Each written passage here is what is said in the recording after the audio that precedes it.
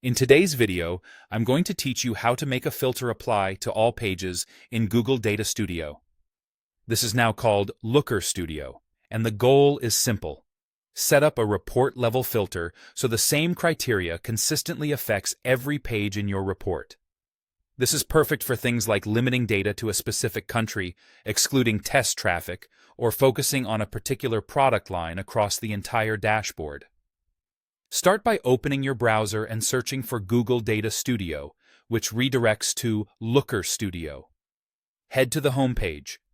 You'll typically be logged in with your Google account automatically. If you're prompted, just continue with the account that owns or can edit your report. On the home screen, browse your list of reports and open the one you want to update. Once it loads, switch into edit mode using the edit button at the top right. You need to be in edit mode to make changes that affect the whole report. Next, go to the top menu and choose File, then Report Settings. This opens the Report Settings panel on the right side of the screen. Think of this panel as the control center for settings that apply to the entire report, not just a single page or chart. Scroll down in that panel until you find the Filter section. This is where we'll add a filter that applies everywhere. Click Add a Filter.